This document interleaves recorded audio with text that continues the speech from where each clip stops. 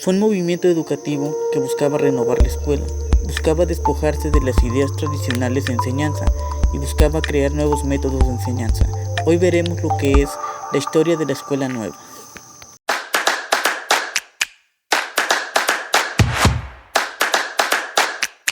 La escuela nueva fue un movimiento educativo que surgió en respuesta de la educación tradicional. Principalmente se vio influenciada por las ideas de John Dewey y de Lev Vygotsky, pero uno de los aspectos más importantes a tomar en cuenta fue el contexto en el que se desarrolla. Principalmente fue la devastación de la guerra lo que ocasionó que las personas decidieran replantearse qué aspectos había tomado en cuenta la educación tradicional, ya que la educación tradicional no tomaba en cuenta la autonomía de los niños, sino que hacía que los niños fueran dependientes, que tuvieran una mentalidad de esclavo. Es en este aspecto que la escuela nueva busca, principalmente que los niños tengan autonomía y pensamiento crítico, dado a que ellos deben construir sus propios conocimientos y no deben estar siempre dependiendo de una figura de autoridad. Esto fue en respuesta para que los alumnos pudieran no solamente desarrollar habilidades intelectuales, sino que también pudieran desarrollar habilidades socioemocionales. Ya anteriormente, algunos teóricos veían venir este cambio. En este caso, las ideas que se retomaron fueron de los teóricos Rousseau y Pestalozzi. En ellos se debía entender que el centro de la educación debían ser los niños y que no debía ser el docente o el maestro, que era la figura de autoridad. Es por eso que en este video vamos a analizar todas las teorías que se desarrollaron durante el periodo de la nueva escuela, desde las teorías tanto de Adolphe Ferrier, Celestin Freinet, Henry Wallon, Michel Lobrot, como también como las teorías de Carl Rogers, Francisco Ferrer Guardia, así como Gerard Mendel y sus socios psicoanálisis, así como también observaremos cómo fue que el marxismo influyó en la educación, tanto las ideas de Antonio Gramsci y Louis Althusser. Sin más que decir, comenzaremos revisando las teorías de los diferentes autores que surgieron durante este periodo de la escuela nueva. Ferrier fue un pedagogo suizo nacido en Ginebra en 1879. Principales características del pensamiento en la pedagogía de Ferrier. Enmarcado dentro del movimiento de la escuela nueva e incluso para muchos autores precursor de ella, Ferrier desarrolló toda una propuesta de renovación de la escuela tradicional en ella. Su foco de atención estaba puesto en la figura del niño y sus requerimientos, así como también en la necesidad de captar su atención como condición para hacer posible su aprendizaje. En la línea de la escuela nueva y de los pedagogos, filósofos, psicólogos y otros profesionales que forman parte de ella, Ferrier propugaba una educación en libertad y también una educación para la vida conectada al ámbito del trabajo. En este sentido, la principal aportación de Ferrier en su defensa de una escuela activa, haciendo hincapié en el uso de métodos de enseñanza también activos, métodos cuyos objetivos eran despertar la curiosidad, la creatividad y desarrollar la capacidad de observación e investigación en los niños. Principios psicopedagógicos fundamentales de la propuesta educativa de Ferrier. La educación debe asentarse en la confianza y la autenticidad y basarse en una relación cotidiana con los niños. La infancia debe ser responsable y a la vez feliz. Según Ferrier, es una cuestión de honor para los niños hacerlo todos solos y el papel de los mayores es ayudar a los más pequeños. Actividades en la naturaleza son primordiales y en el aire libre una regla de higiene para los niños. Así ellos pueden recoger leña, subirse a los árboles y cuidar el jardín. El aprendizaje se basa en movilización de centros de interés tomados de la vida corriente, es decir, los niños aprenden a leer designando objetos en el entorno cotidiano, dibujan una planta recogida del jardín y hacen cálculos jugando en las tiendas. El trabajo individual es alternando con el trabajo colectivo y además este último debe desarrollarse sobre la base de explicaciones para todos los alumnos. La educación debe basarse en la autodisciplina y en la solidaridad y debe también construirse sobre la felicidad de aprender y no en las lecciones. Sin la necesidad de la violencia, la culpabilidad o las sanciones, todo puede permanecer limpio y en orden. Todos los niños pueden poner a prueba sus cualidades particulares y así explotarlas en la medida de sus posibilidades. Los maestros debían enfatizar la gimnasia, los juegos y la artesanía en las materias que impartían. Las evaluaciones se basan en tests individuales y en la participación en charlas y debates colectivos, dinámicas para poner en común, contrastar y compartir las experiencias vividas en las diferentes actividades de aprendizaje.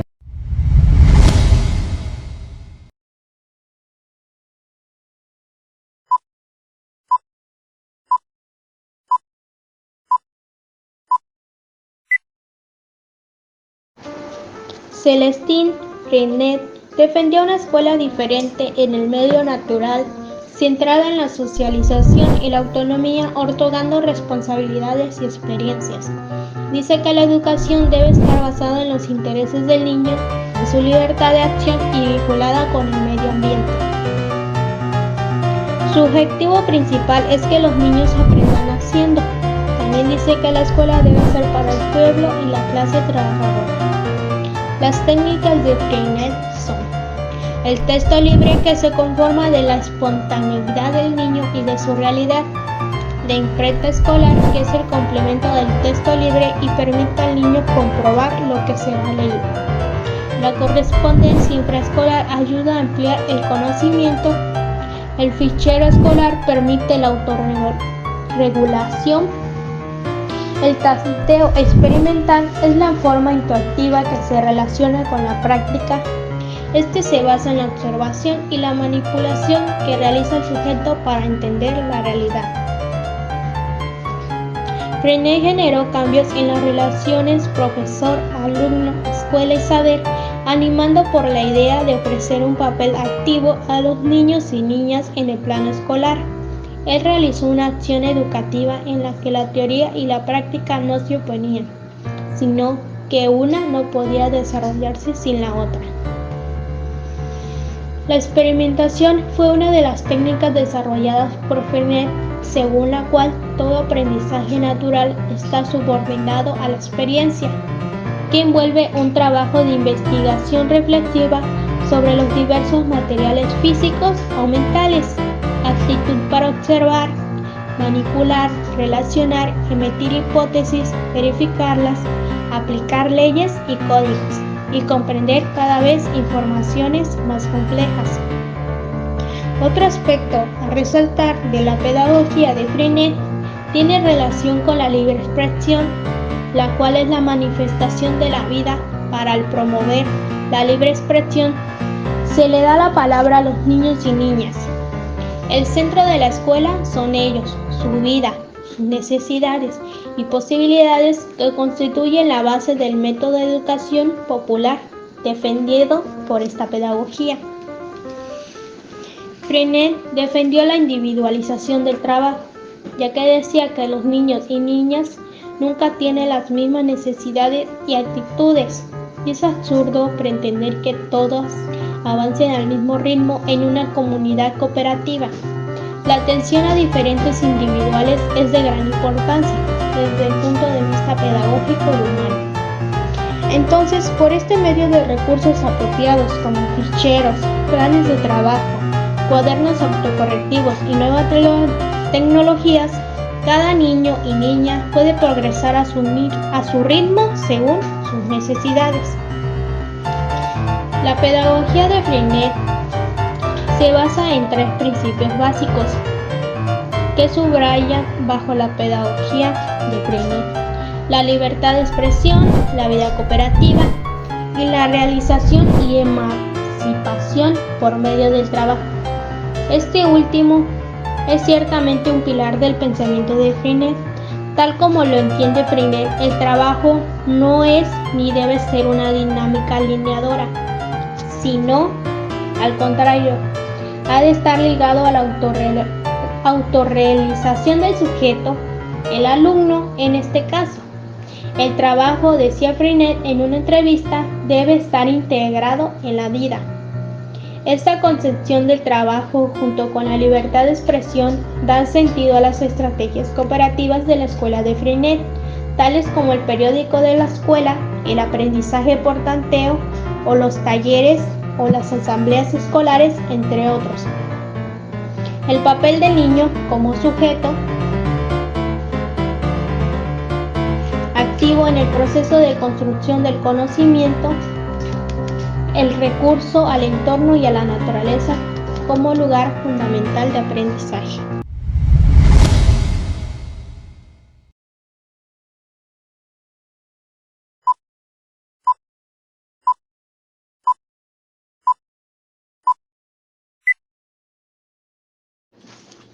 Henry Wyon es un psicólogo francés.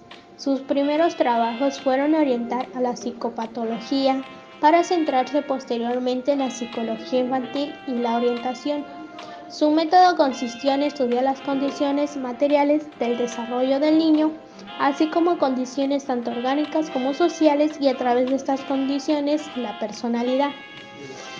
Henry explica que hay 4 factores para explicar la evolución psicológica del niño.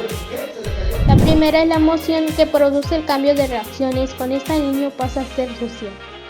El otro aparece en los comienzos de la vida del recién nacido, donde sus reacciones no tienen sentido, pero las personas que lo rodean van a hacer que esas reacciones tengan una dirección. El movimiento puede manejar las distintas reacciones y hacia dónde pueden ir. La imitación hace que el niño pueda distinguirse de otra persona. La interacción de estos 4 produce el conocimiento. Como sabemos, el desarrollo de los estadios se basa en 2 leyes. La primera es la ley de la alternativa funcional, que regula el desarrollo psicológico del niño y construye en su individualidad y también establece relaciones con los demás. La ley de la preponderancia e integración funcional, que consiste en que los estadios ni acaban, sino que tienen una continuidad funcional al pasar a otros. Asimismo, al igual que Jean Piaget, Henry concibió el desarrollo mental de los niños como una sucesión de estadios que son casi parecidos. El primero es el estadio impulsivo, que es de 0 a 6 meses, donde los movimientos de los niños son inconscientes. Los factores principales de este estadio son la maduración de la sensibilidad y el entorno humano. El segundo es el estadio emocional, que es de 6 a 12 meses, donde los niños se mueven a través de las emociones y toman conciencia de sí mismos. El tercero es el estadio sensoromotor y proyectivo, que es de 1 a 3 años, donde el niño empieza a relacionar todo lo que lo rodea e intenta comprender. A partir de los 12 meses empieza a hablar a través de la imitación. El cuarto es el estadio del personalismo, que es de 3 a 6 años, donde el niño consolida su personalidad y toma conciencia de su yo personal y de su cuerpo, da el primer paso a su independencia como persona. El cuarto es el estadio categorial, que es de 6 a 12 años, y el niño identifica los objetivos y los explica mediante relaciones de espacio, tiempo y casualidad.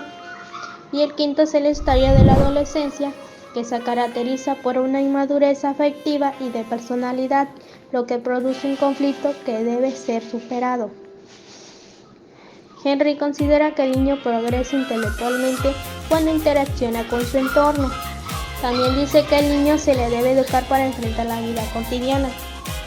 Wyon nos dice que el cuerpo no solamente es la relación con el espacio, sino que cuando el niño lleva a cabo un proceso de movimiento y empieza a adquirir la maduración del sistema nervioso, esto permitirá que se organice su esquema corporal, clasificándola de las etapas del desarrollo.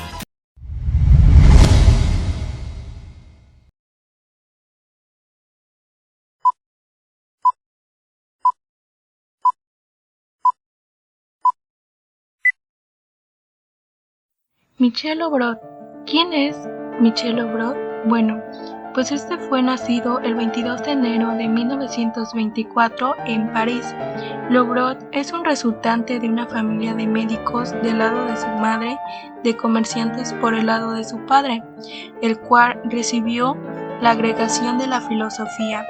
En 1966 publicó un libro titulado La pedagogía institucional, el cual inició su carrera docente como profesor de filosofía.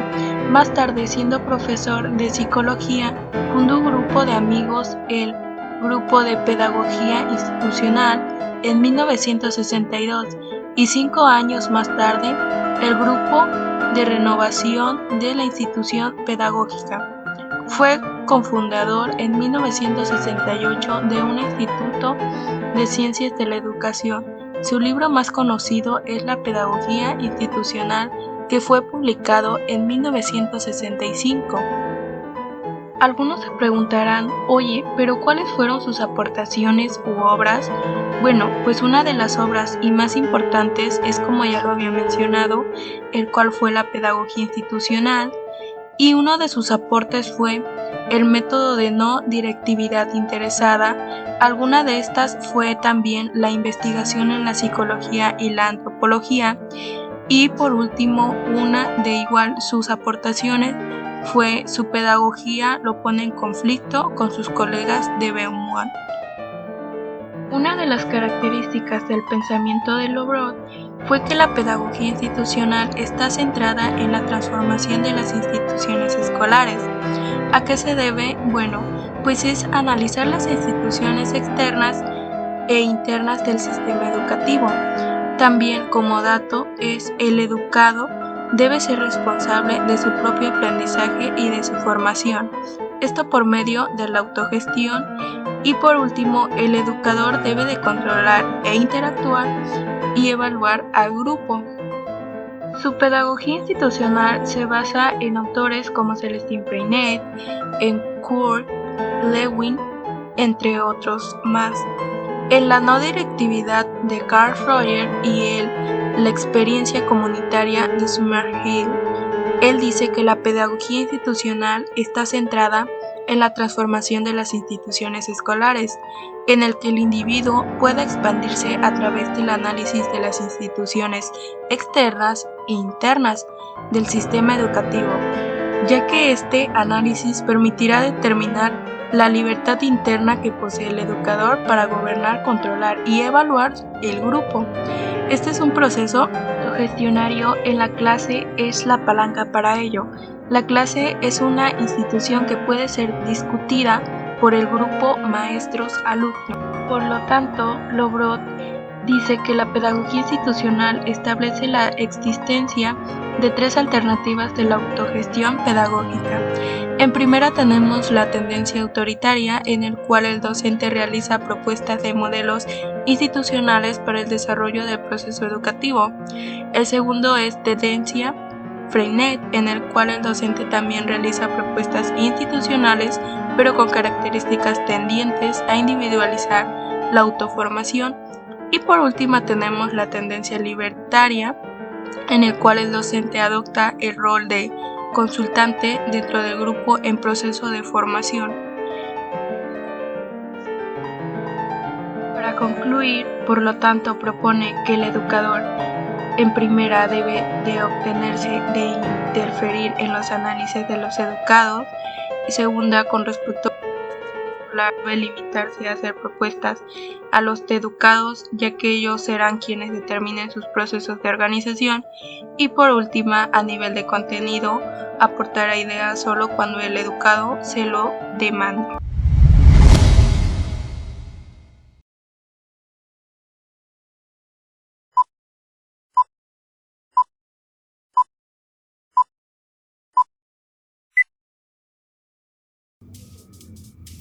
Rogers. La teoría de Rogers es de las clínicas basadas en años de experiencias con pacientes. Rogers comparte esto con Freud, por ejemplo, además de ser una teoría particularmente rica y madura y lógicamente construida con una aplicación amplia. Sin embargo, no tiene nada que ver con Freud, en el hecho de que Rogers considera a las personas como básicamente buenas o saludables, o por lo menos no malas ni enfermas. En otras palabras, considera la salud mental como la progresión normal de la vida y entiende las enfermedades mentales, la criminalidad y otros problemas humanos como distorsiones de la tendencia natural. Además, tampoco tiene que ver con Freud, en que la teoría de Rogers es un principio simple. En este sentido, no es solo simple, sino incluso elegante. En toda su extensión, la teoría de Rogers está construida a partir de una sola fuerza de vida que llama la tendencia ecualizante. Esto puede definirse como una motivación innata presente en toda forma de vida dirigida a desarrollar sus potencialidades hasta el mayor límite posible. No estamos hablando aquí solamente de sobrevivencia. Rogers entendía que todas las criaturas persiguen hacer lo mejor de su existencia, y si fallan en su propósito no será falta de deseo.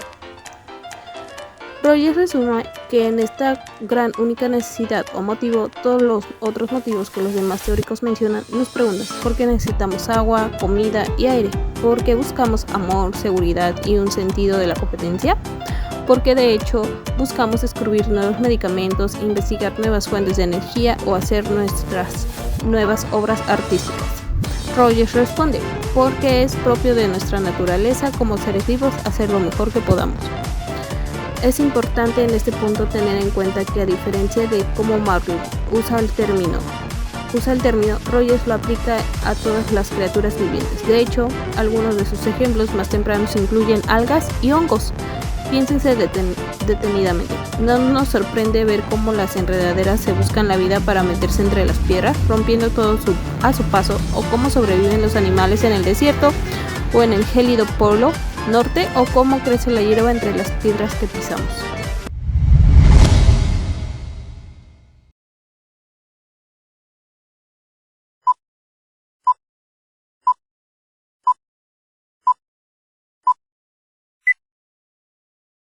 Francisco Ferrer Guardia. ¿Quién es Francisco Ferrer Guardia? Bueno, pues este fue un fundador de la Escuela Moderna en 1901, en el cual introdujo en España el racionalismo pedagógico. Alguna de estas tuvo como idea la libertad y antiautoritarismo son la base de la educación. Esto tuvo como misión que la escuela moderna consistiera en hacer que los niños y las niñas que se les confíen lleguen a ser personas instruidas, verídicas, justas y libres de todo prejuicio. Para ello, sustituirá el estudio dogmático por el razonado de las ciencias naturales. Nació el 14 de enero de 1859 en Alella, Maresme, Barcelona. Sus padres, Jaume Ferrer y María Ángel Guardia, eran campesinos acomodados, propietarios del Mas Foster, Coma Clara y de los terrenos colindantes. Miembro de una familia católica y monarquía, estudió en la Escuela Municipal de Alella y posteriormente en la localidad próxima de Tela. Fue pedagogo y activista político español. Su propuesta pedagógica fue lo primero que observó, en el cual lo que garantizó a la escuela moderna era el ser racionalista y científico. No pudo basarse en prejuicios dogmáticos. En la escuela moderna de Ferrer Guardia, la libertad era un valor fundamental y estaba dispuesto a erradicar la imposición arbitraria. Se presumieron los exámenes, las calificaciones y los premios, tanto así como los castigos, considerando que estos contribuían a marcar desigualdades entre los alumnos y fomentar así también un espíritu competitivo perjudicial.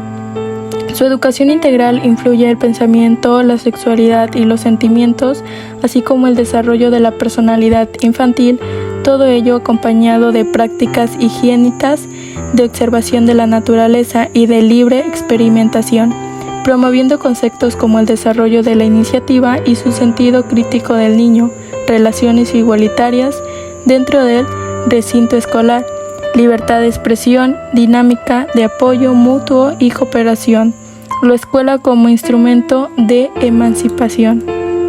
Alguna de esto fue la teoría de la educación de Francisco Ferrer Guardia, en el cual la pedagogía racional y científica con un alumnado mixto de ideario laico, libertario y no coercitivo. En segundo también tenemos en el cual estaba dispuesto a erradicar en la escuela todo lo que pudiera oposición arbitraria. Se suprimieron los exámenes, como yo lo había mencionado, e igual las calificaciones. También se consideró que estos contribuían a marcar desigualdades.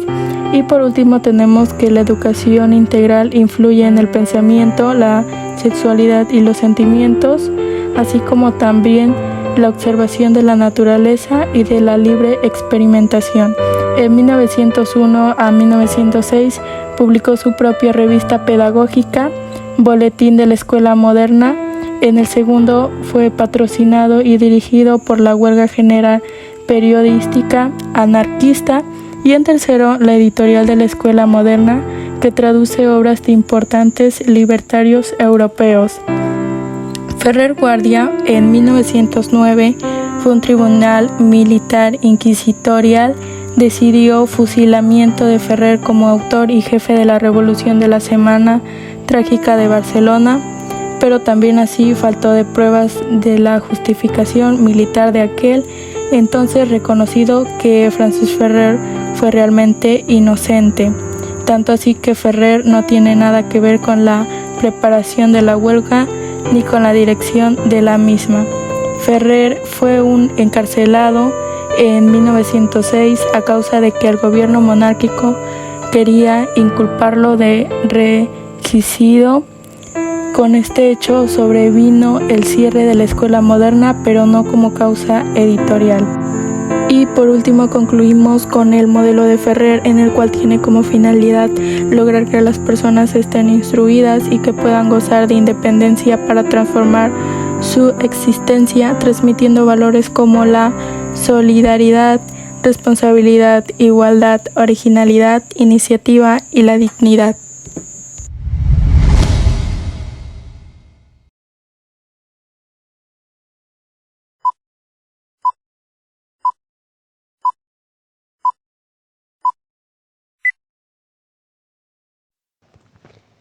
Gerard Mendel.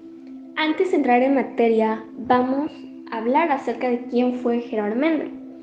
Gerard Mendel, de 1930 a 1974, fue un psiquiatra y antropólogo francés, teniendo varias obras destacadas, entre las cuales mencionaremos las siguientes. El título del Sociopsicoanálisis y Educación.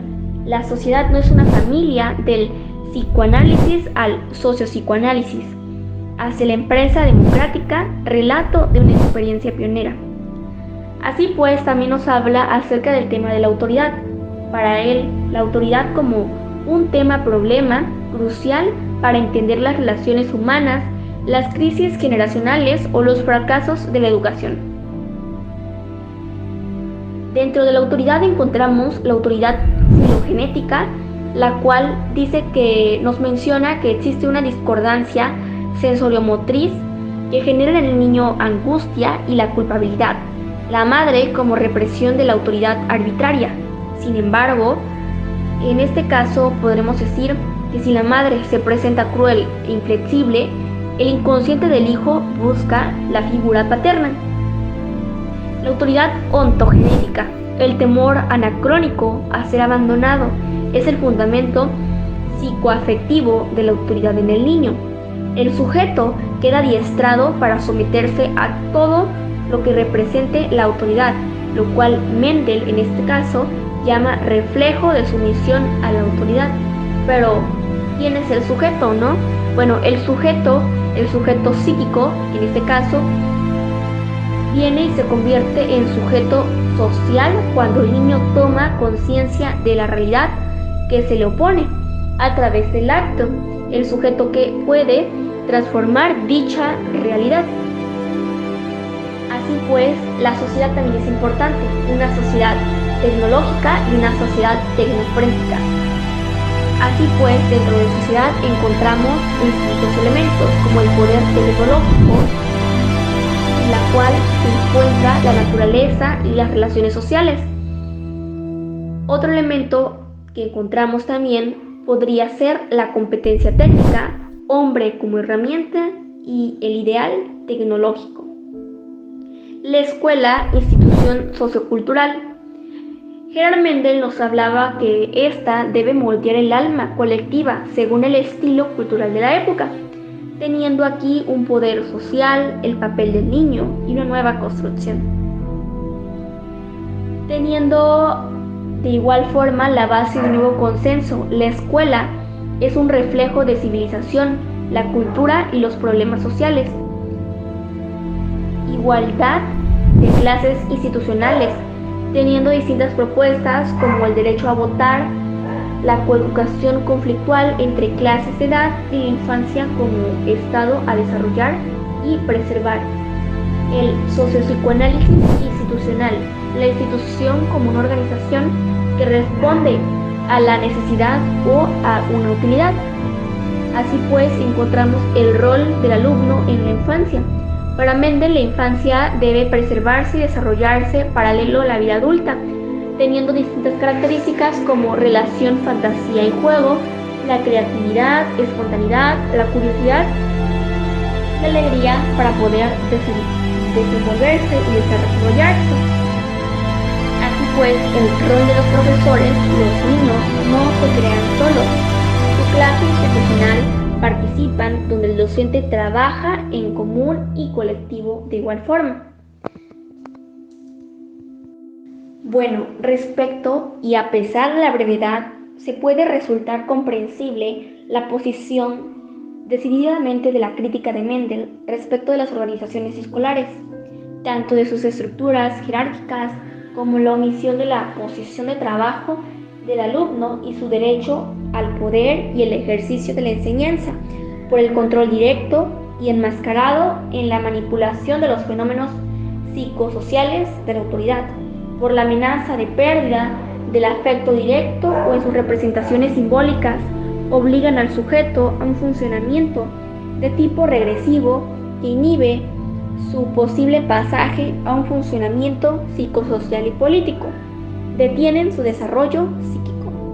Tal efecto sobre los educadores determina en ellos un interminable duelo por la autoridad y los hace una pieza indispensable en la repetición del fenómeno.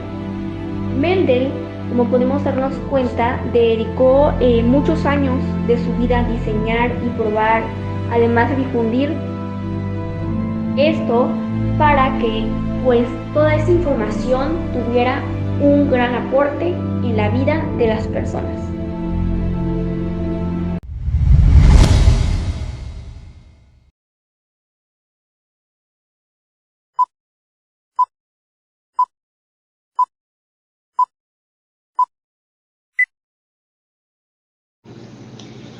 Antonio Gramsci es considerado un pensador clave en la relación entre educación y transformación social. Su pensamiento crítico propone que la educación no solo es transmisión de conocimientos, sino que es una herramienta para transformar la realidad social. Según Antonio, la educación debe ser crítica y reflexiva, permitiendo a los estudiantes tener una visión más amplia del mundo y, por lo tanto, ser capaces de cuestionar y transformar las estructuras sociales injustas. Además, destaca la importancia de la educación popular, aquella que busca llegar a las personas que históricamente han sido excluidas del sistema educativo tradicional. La visión de Antonio sobre el papel de la educación en la transformación social sigue siendo relevante en la actualidad y debería ser tenida en cuenta en los debates sobre políticas educativas y sociales.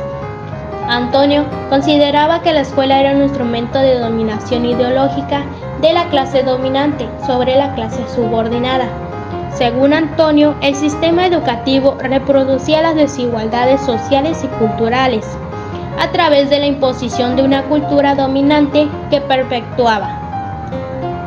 Para Antonio, la escuela no solo transmitía conocimientos técnicos, sino también valores y actitudes y formas de pensar que reflejaban los intereses de la clase dominante.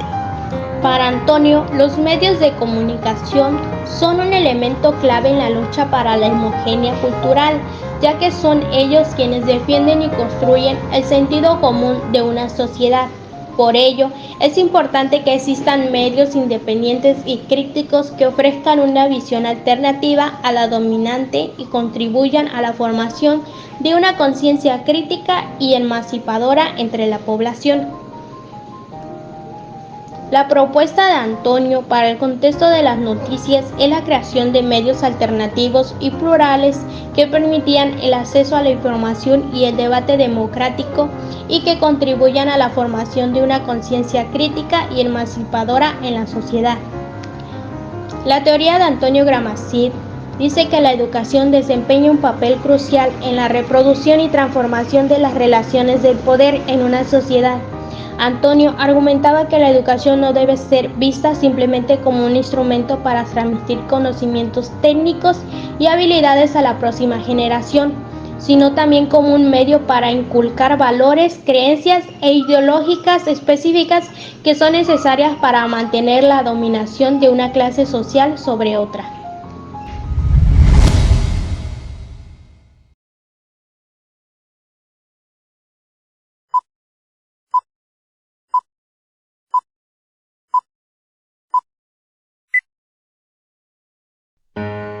Louis Althusser. Louis Althusser fue uno de los teóricos marxistas más influyentes del siglo XX. Este filósofo francés propuso que se debía releer la obra de Marx para hacer una interpretación más coherente y adecuada a la sociedad contemporánea, una interpretación materialista, por supuesto. Althusser tenía ideologías. Para poder desarrollar su ideología, se fue necesario tener en cuenta que su iniciativa se encuentra en el pensamiento de Gramsci. Este último basó su obra principalmente en torno al análisis y definición del Estado como el conjunto del aparato estatal y la sociedad civil, donde se plantean los acontecimientos más importantes como las relaciones de consenso y hegemonía. Todos estos conceptos mencionados anteriormente son retomados por Althusser. De cierta forma, fueron el punto de partida de su ideología. Además de destacar el hecho de que el capitalismo contemporáneo se acentúa en el ámbito político, de la lucha ideológica y mediante la utilización de los medios masivos de comunicación y su influencia en la escuela y el Estado. Si de esta forma nos basamos en la teoría ideológica de Althusser, este nos presenta la diferencia entre dos grandes procesos, el de la producción intelectual y el de los fenómenos ideológicos, es decir, distingue por una parte a la ciencia y por otro lado a la ideología como términos antagónicos y totalmente diferentes. La producción intelectual aparece como una ideología teórica y los fenómenos ideológicos como una ideología práctica.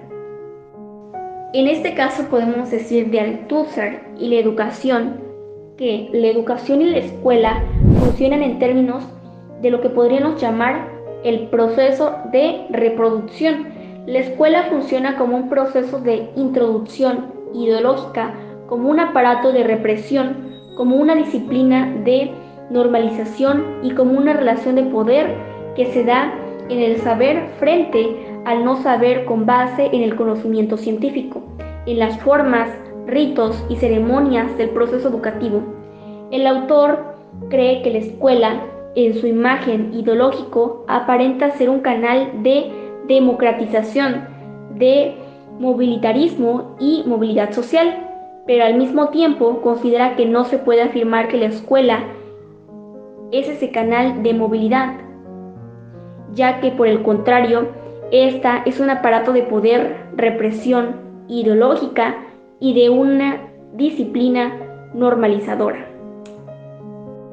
Por lo que no sería necesario poner énfasis en las funciones reales de la escuela dentro de este proceso de reproducción del sistema capitalista y de las clases. Considera que la escuela actualmente sigue funcionando como un instrumento básico del proceso ideológico en el sentido de que no solo actúa a favor de la reproducción ideológica general de la sociedad y de las relaciones de producción, sino también en favor de la íntima relación entre la escuela y el Estado.